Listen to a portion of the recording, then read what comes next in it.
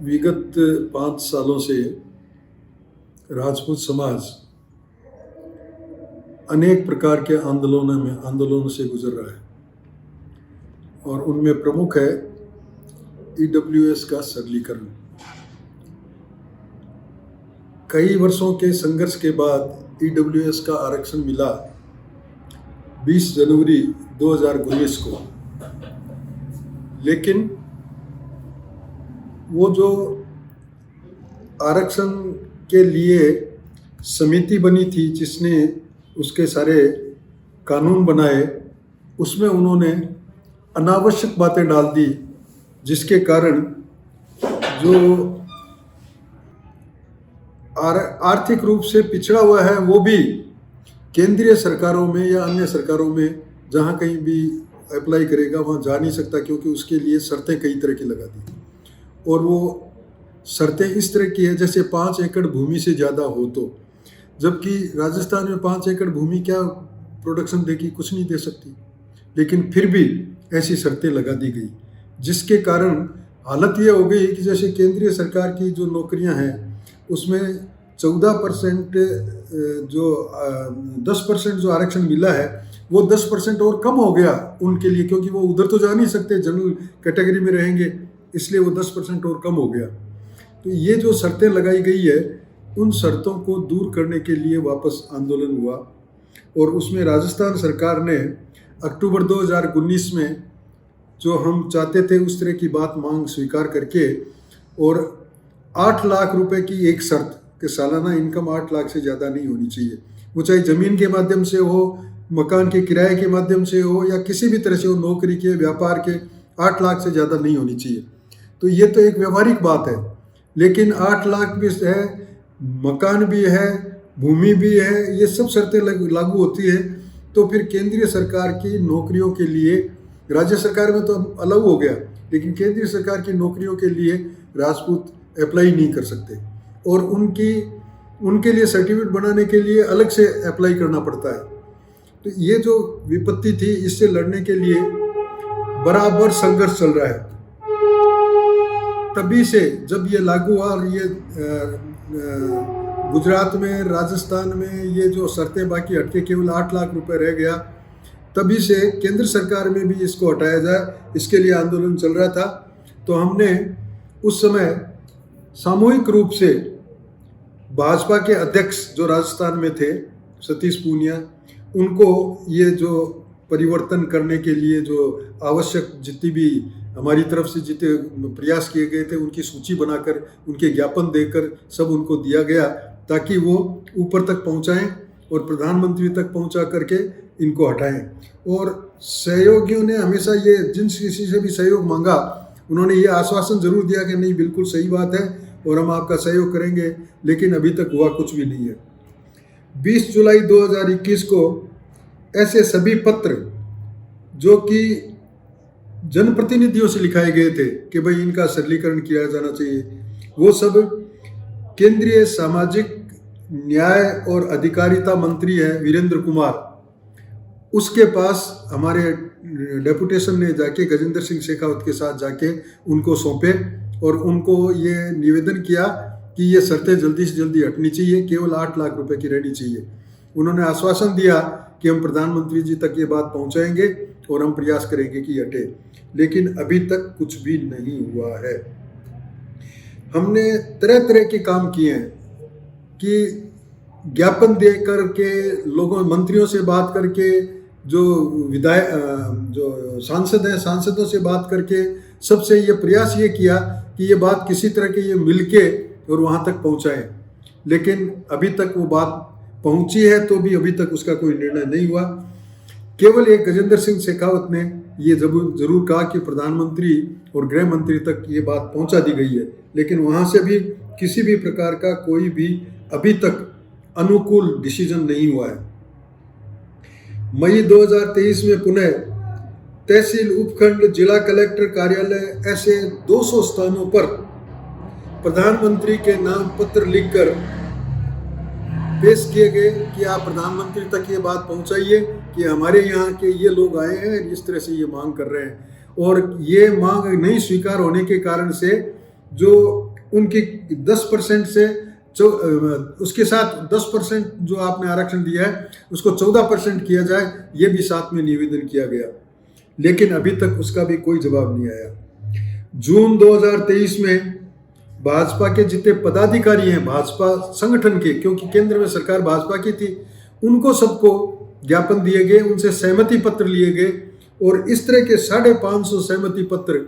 एक साथ इकट्ठे करके हमने भिजवाए, लेकिन उसका भी कोई जवाब नहीं आया। 5 जुलाई को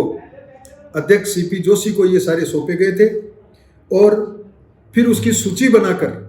कि भाई किस किस के नाम से हमने ज्ञापन दिए हैं, वो सूची बनाकर हमने उस समय जो प्रतिपक्ष के नेता थे और जो दूसरे लोग यहाँ मुख्य थे, अर्जुन राम मेघवाल वगैरह, उन सबको भी दिया, लेकिन वसुंधरा राजे तक भी पहुँचाया, लेकिन अभी तक उसका भी कोई किसी की तरफ से सहयोग प्राप्त हुआ हो ऐसा नहीं लगा। 21 जुलाई को जो दिल्ली में भाजपा के जो सांसद हैं उन सब सांसदों को भी हमने ये जो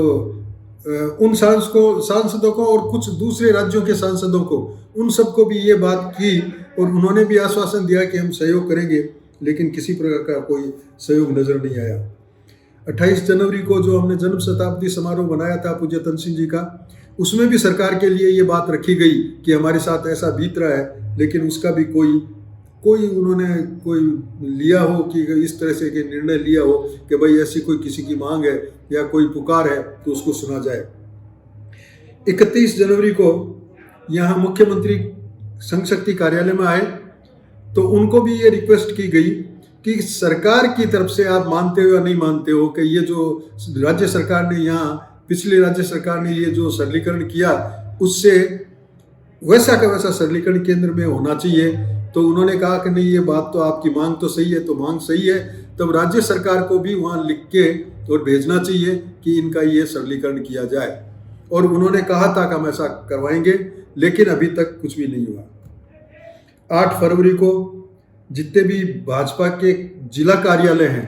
उन सभी जगह धरना दिया गया और धरना देकर फिर उनको ज्ञापन सौंपा गया कि आप प्रधानमंत्री तक पहुंचाइए, लेकिन कुछ पता नहीं कि उन्होंने क्या किया, पहुंचाया या नहीं पहुंचाया, या प्रधानमंत्री कार्यालय तक पहुंचा भी है तो वहां से कुछ हुआ हो, ऐसा कुछ नहीं पता चला। 9 फरवरी को राजपूत विधायक जो अभी जीत के आए हैं राजस्थान में, उन सबको संघ शक्ति कार्यालय बुलाया गया था और उनसे भी यही सब बातें बताई गई थी कि समाज की कैसी स्थिति हो रही है, कितनी उपेक्षा हो रही है, समाज की टिकट वितरण में भी उपेक्षा हो रही है। इसके लिए आप सबको मिलकर प्रयास करना चाहिए या नहीं करना चाहिए। और उनकी सहमति थी कि नहीं, ये तो क्योंकि सामाजिक बात है, समाज के ऊपर समाज का नुकसान हो रहा है, इसलिए हम भी सहयोग करेंगे। लेकिन उनके सहयोग के कारण से भी कुछ बन पाया हो ऐसा कुछ नहीं मिला। 2019 से लगातार इस तरह के प्रयास चल रहे हैं और बात सभी यही कहते हैं कि आपकी मांग बिल्कुल सही है और सहयोग करेंगे, लेकिन हुआ अभी तक कुछ भी नहीं है। ऐसा क्यों होता है? और जो चुनाव में आपके पास आते हैं उनसे आप पूछिए कि आप हमसे वोट मांगने आए लेकिन हमारी बात क्यों नहीं सुनते हैं, हमारी बात पर कोई एक्शन क्यों नहीं लेते हैं, हमारी जो मांगे हैं उनको पूरी क्यों नहीं करते हैं। उनसे अवश्य पूछें ताकि उनको पता चले कि हम केवल वोट देने के लिए नहीं बने हैं, लेकिन वोट के बदले में जो हमारे साथ अन्याय हो रहा है उसको दूर करने के लिए भी हम आपसे उम्मीद करते हैं। इसके अलावा इतिहास विकृतीकरण की भी बात चल रही है। जगह जगह हमारे इतिहास को झूठा बिगाड़ा जा रहा है, उसमें तरह तरह के हमारे महापुरुषों को दूसरे अपने माँ बाप बता रहे हैं और इस तरह से जो बातें हो रही है उसके विरुद्ध आंदोलन चल रहे हैं जगह जगह। और कैसी मजे की बात है, सरकार क्या सोच के निर्णय लेती है समझ में नहीं आती कि इस प्रकार के आंदोलन कैथल में चल रहे थे हरियाणा में, और कैथल के सांसद को ही आज हरियाणा का मुख्यमंत्री बनाया गया है। इसका मतलब जो वो आंदोलन कर रहे हैं उसको समर्थन है सरकार का। अगर ऐसा है तो हम क्यों नहीं सोचें और क्यों नहीं पूछें उनसे कि हमारा इतिहास क्यों बिगाड़ रहे हो। इसी तरह उत्तर प्रदेश के पश्चिमी उत्तर प्रदेश में भी यही हालत हो रही है, इतिहास बिगाड़ा जा रहा है और उसके विरुद्ध जब आंदोलन किया जाता है तो उस आंदोलन वालों के खिलाफ ही कार्रवाई होती है, उनकी बात सुनने को कोई तैयार नहीं है। तो वो जहाँ कहीं भी वोट मांगने के लिए आए और हमारे साथ जो ऐसी बातें हो रही है, उनसे ये पूछा जाना चाहिए कि ये बात क्यों नहीं हो रही है, ये गलत काम क्यों कर रहे हो, और हमारा जो ये सरलीकरण होना चाहिए वो क्यों नहीं होना चाहिए। आखिर हर जगह हमारी उपेक्षा हो रही है। टिकट वितरण में देख लीजिए कि विधानसभा के समय भी और अब लोकसभा के समय भी, तो अभी तक हालांकि टिकट पूरे वितरित नहीं हुए हैं, लेकिन जो सरकार का जिस तरह का रवैया है उससे तो लगता है कि बिल्कुल उपेक्षा होगी। तो ये क्यों होता है, ये जरा सोचना चाहिए, ये विचार करना चाहिए। प्रताप फाउंडेशन जब से बना तब से लगातार समाज में इस बात को फैलाने की कोशिश कर रहा है कि हमारे वोट की कीमत होनी चाहिए, और वो कीमत तब भी मिलेगी जबकि हम वोट की कीमत लेना सीख जाएंगे। हमने हमारी चारित्रिक विशेषता होती थी जो आज भी है, वो ये थी कि हमने किसी को कह दिया कि भाई हम तुम्हारे हैं तो फिर तुम्हारे ही रहेंगे, हम धोखा नहीं देंगे। और हमने इसलिए किसी को कह दिया है, अगर किसी दल को कह दिया है कि हम तुम्हारे हैं, तो फिर वो आपकी कोई परवाह नहीं करेगा, वो आपकी उपेक्षा ही करेगा। इसके बदले आज की जो विकृत राजनीति है उसमें तो आंख दिखाने वाले की पूछ होती है कि हमारी बात नहीं मानते हो तो आ जाना, फिर चुनाव में देख लेंगे। इस तरह का हमको भी एटीट्यूड अपनाना पड़ेगा। ऐसा नहीं करेंगे तो हमारी हमेशा उपेक्षा होती रहेगी। इसलिए जब कभी भी आपके पास कोई वोट मांगने आए, चाहे छोटे नेता हो चाहे बड़े नेता हो, कोई भी हो, तो उनसे पूछिए कि हमारी बात क्यों नहीं मानी जा रही है, हमारा निवेदन जो बार बार सरकार को कर रहे हैं वो क्यों नहीं सुना जा रहा है, और कौन है जो अब वादा करता है, अपने घोषणा पत्र में वादा करता है कि इसको हम पूरा करेंगे, हमारी इसको सरलीकरण करेंगे और इस तरह का इतिहास विकृतीकरण नहीं होने देंगे। ये हम जब तक नहीं पूछेंगे तब तक लोग हमको अपना ही है कि ये तो अपने ही आदमी है, ये क्या करेंगे, ऐसा मानकर हमारी उपेक्षा करते हैं। इसलिए अगर हमको हमारी बातें मनवानी है तो हमको थोड़ा कड़क होना पड़ेगा, हमको आंख दिखानी पड़ेगी, और जो आंख दिखाते हैं उनकी बात सुनी जाती है, बाकी लोगों की सुनी नहीं जाती है। ये आज की विकृत राजनीति है। इसलिए हमारी जो चारित्रिक विशेषता है वो भी दोष बन गई। आज के लिए चारित्रिक विशेषता को छोड़कर हमको आंख दिखाने के तैयार रहना चाहिए। अगर कोई पार्टी हमारा न्यायपूर्वक काम नहीं करती है तो, हाँ, न्यायपूर्वक काम करती है तो किसी को कुछ कहने की आवश्यकता नहीं है। इसलिए आपके पास जो भी वोट मांगने के लिए आए उससे ये प्रश्न जरूर करें कि आपको वोट क्यों दिया जाना चाहिए।